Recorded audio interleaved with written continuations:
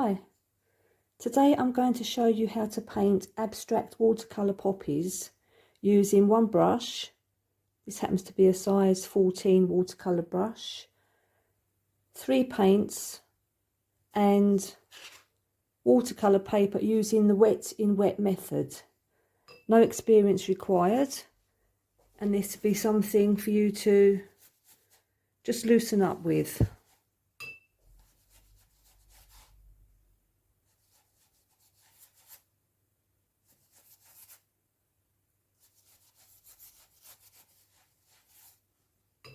This watercolour paper is quite thick cotton paper, but you can use any watercolour paper. This one I believe is cold pressed and has a bit of texture, so you may prefer the textures you get, or the different effects you get on a textured paper. And let's have a look. I saturated quite a bit. You don't want it dripping wet, but you do want the paper wet. Okay, now I'm just going to start with a red, just this one down here. It's got a kind of a orangey red. So I've wet the brush, dipped it in here, jiggled it around, and then we just start dabbing. Dab in the middle, then just work our way outside. Like so. And then we'll wet the brush again, roll it about in the paint, and do another poppy. No pressure.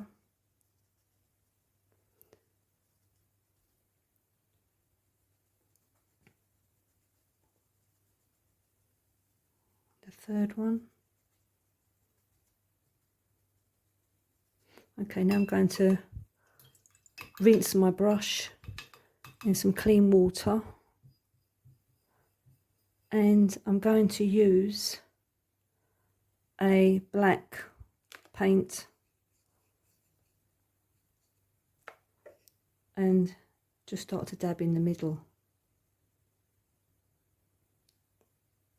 and like so, and like so.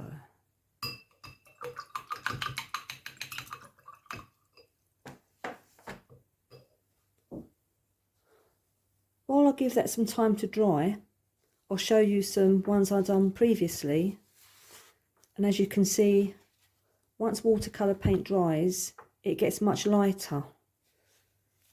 And in the case of this one here, there's a hard edge here because I went back in when it was when it dried a bit, and I went back and added a bit more colour, and that gives you a more defined, harder edge.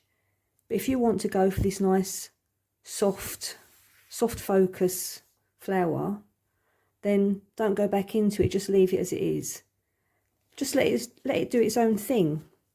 I mean, here there's quite a big black splodge, but I like it, because after all, we're not going for realism here, we're going for abstract. Right, this isn't dried yet.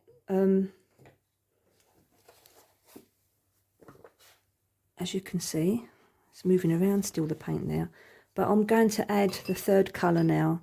So far we've got a red, a black, and I'm going to add this green. It's kind of a, I'd call it an emerald green, but you can use whatever colour green you like. And I'm just going to dab the negative space around the poppies, and a bit more.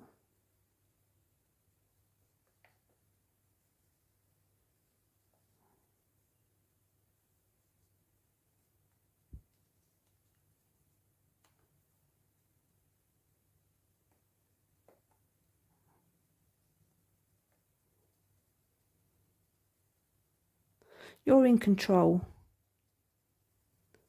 Just move the paint around where you want it. Now this is probably bleed into the red here, but I don't mind.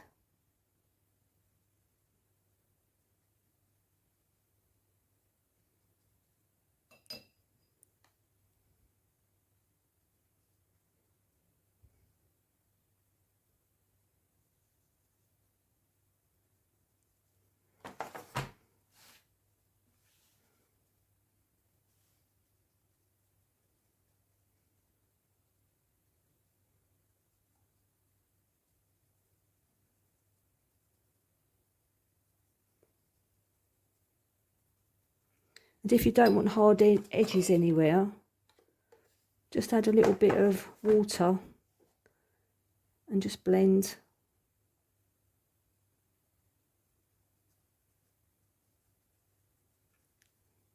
Like here's a bit of a hard edge, but you can just add water and blend it in. And here.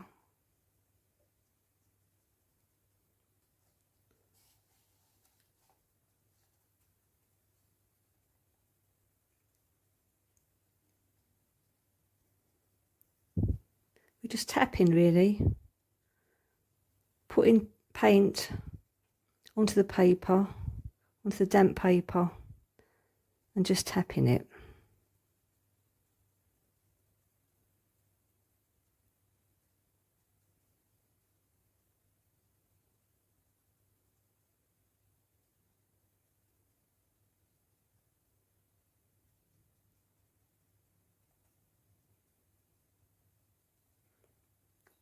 I'll leave that to dry.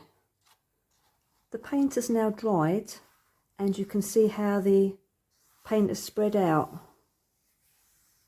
and the black bit in the middle spread out quite a bit. But I like that. And this was the other one I showed you previously. The green background's much lighter here, and I added more pigment, I added more paint to this background. And then after that I went on and I chose a different 3 colours, which was a yellow, blue for the background and black for the centre. But I didn't apply much black, just a couple of spots, and as you can see it's very, very pastel, almost grey in tone. But it's just a different effect, isn't it? So you just play about with paint and just do things till you get the effect you're after. Then after that I went on and I used a different 3 colours, and I used a fuchsia pink. This is still wet actually, as you can see when I closed the book up. I used a fuchsia pink, black centres, and the same yellow that I used for the yellow of these flowers here. And I like that one as well. I like the fuzzy edges. So have a go. See how you get on. Try playing about with a different combination of colours. I've just stuck to 3 colours because it's the most simple way of doing it. And then when you feel like you've got the hang of it, branch out and add another colour, or maybe 2 even, and just keep experimenting. So anyway, I hope you liked that little how to do it tutorial, and if you liked it, please give me a thumbs up and subscribe to the channel and hit the notification bell, and I'll see you next time.